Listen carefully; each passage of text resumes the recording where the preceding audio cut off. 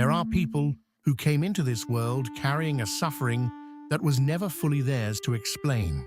Not because they are weak, but because they see what most people are protected from seeing. And the hardest part, the part that makes this suffering feel almost unbearable at times, is that it seems predetermined, written as a contract into their souls before they had any say in the matter, as if it was decided before their birth and destined to last forever. But is it really? Is this suffering a life sentence? Or is there something else underneath it? That is the question this video is going to answer. Think about that for a moment. Most people move through life inside a kind of natural filter, a psychological buffer that simplifies reality, softens contradiction, and makes the unbearable bearable by making it invisible. They don't feel less, they just perceive less, and that perception gap protects them. You don't have that buffer, and Jung understood this.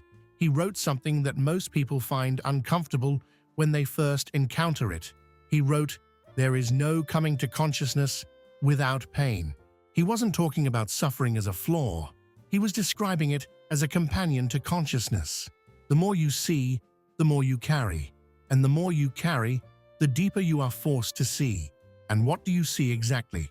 Not just more of reality, you see its contradictions. The gap between what people say and what they mean. Between what the world promises and what it delivers. Between who someone appears to be and who they actually are. Most people are spared this. Their filter smooths the contradictions out before they fully register. Yours doesn't. You hold the contradiction until it resolves, or until you accept that it never will. And Jung gave special attention to these contradictions. He saw them not as problems to be solved, but as something far more important. He called them paradoxes. And he wrote, "The paradox is one of our most valuable spiritual possessions. Only the paradox comes anywhere near to comprehending the fullness of life." These people we are talking about are the deep intuitives, INFJ, INTJ, INFP, and INTP. 4 types built around introversion, with intuition-driven, pattern-oriented minds, a perception that works like a radar, operating beneath the visible surface of reality. They don't react to what is, they sense what is underneath. The pattern behind the event, the meaning behind the word, the future already contained inside the present moment. And it is precisely this gift that makes the suffering feel predetermined, because you cannot unsee what you were built to see. Today, we are going to use Jung as our guide, not to explain your suffering away, but to name the 4 paradoxes that sit at the center of it. Because once you can name the structure of your pain, something changes. You stop fighting it, and you start understanding what it is asking of you. Let's start with the first paradox. Paradox 1. The awareness trap. The more you see, the less you can rest. A deep intuitive does not experience a conversation the way most people do. They register what was said, but they also register what wasn't said. The micro shift in tone, the tension behind the words, the dynamic between 2 people in the room that no one has acknowledged, the pattern that connects this moment to something that happened 3 months ago. They cannot turn this off. It runs automatically beneath conscious awareness, like a system that is always on.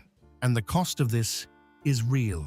While others leave a difficult conversation and move on within hours, the deep intuitive is still processing it days later. Not because they are dwelling, but because their system is doing something the other person's system never had to do. It is integrating the full complexity of what happened, including the parts that were invisible to everyone else. This is how they are built. Introverted types do not process outward, they process inward. They don't release through expression. They hold everything inside until it has been fully understood, fully felt, fully integrated. And for a mind that perceives at the depth they do, that integration takes time. Sometimes a long time. Other people move on easily because they released most of it. You stay with what you saw, because you cannot set it down until you understand what it means. And that is the price of seeing clearly. This is the first paradox, the awareness trap. Paradox 2, the depth versus belonging conflict. The second paradox runs even deeper, and this one shapes not just how you think, but how you live. The more authentic you are, the less you fit. Jung wrote about what he called the persona, the social mask that every person wears to navigate the world, a necessary adaptation, a way of belonging without exposing everything. Most people wear their persona comfortably. They slide between the social version of themselves and the real version without much friction. For a deep intuitive, the gap between those two versions is enormous, and wearing the persona for any extended period of time is exhausting in a way that is very difficult to explain to someone who doesn't experience it. It doesn't just feel false, it feels like a slow erasure. You walk into a room and immediately sense which conversations are performative, which dynamics are constructed, which social scripts people are following without realizing it. And you have a choice. You can play along and feel yourself disappear a little more with each exchange, or you can refuse to play along and feel the isolation that comes from being the only person in the room who isn't performing. Neither option is comfortable, and that is the paradox. To belong, you have to fragment yourself. To stay whole, you have to stand alone. The deep intuitive is caught between two forms of pain, the pain of inauthenticity and the pain of isolation, with no clean exit from either. And this is not self-imposed. It is structural. It is the shape of what happens when a mind built for depth is dropped into a world that runs mostly on surface.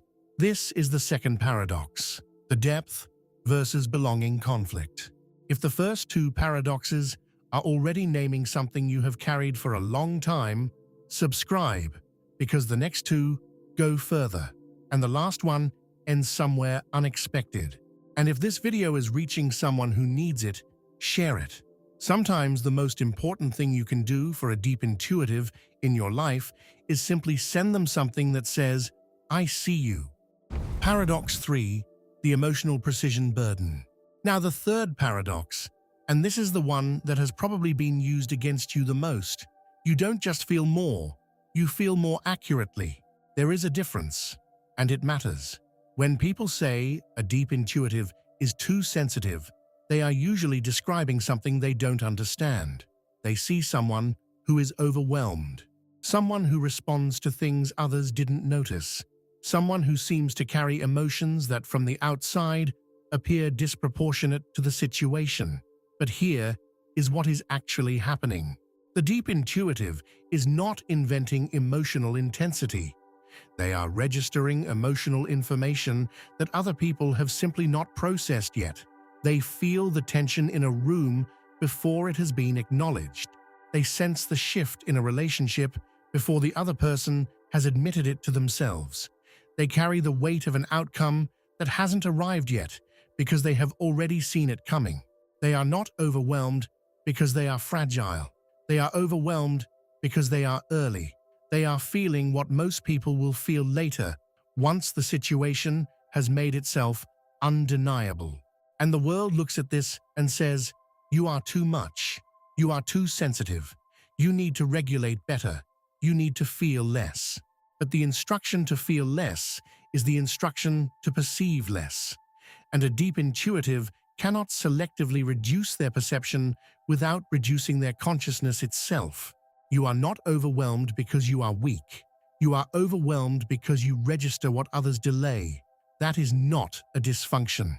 It is a form of precision that comes at a cost. This is the third paradox, the emotional precision burden. Paradox 4, the meaning versus peace dilemma. And the fourth paradox, perhaps the most quietly devastating of all. The more you search for meaning, the harder it is to feel at peace. Jung called the process of becoming psychologically whole individuation. It is not a comfortable process. It requires the confrontation of everything you have suppressed, everything you have avoided, everything that lives in the shadow of your personality. It demands that you question what you were given, your identity, your values, your inherited beliefs, and that you build something more real in their place. A deep intuitive cannot not do this. The drive toward meaning is not a choice. It is a fundamental orientation of their psyche. They question relationships, purpose, identity. They resist settling into unconscious patterns. They cannot live on autopilot, not because they are trying to be difficult, but because something in them refuses to accept a life that hasn't been examined. And this is the paradox. Meaning requires confrontation with chaos. It requires going into the uncomfortable, the unresolved, the contradictory, and staying there until something true emerges. Peace, on the other hand, often requires simplification. It requires the willingness to let some things remain unexamined, to accept what is without interrogating it constantly. For a deep intuitive, these two things are in direct conflict. The pursuit of meaning disrupts peace, and the desire for peace feels like a betrayal of meaning. You don't get to choose both comfort and truth at the same time. And that is not a flaw in your design. It is what it costs to live a life that is fully awake. This is the fourth paradox, the meaning versus peace dilemma. 4 paradoxes, 4 forms of tension that are woven into the architecture of a deep intuitive's inner life. You see too much to rest. You are too whole to belong. You feel too precisely to be called simply sensitive. You are too awake to settle for peace without meaning. Which of the 4 paradoxes has shaped your life the most? Tell me in the comments. Just the name, if that is all you have.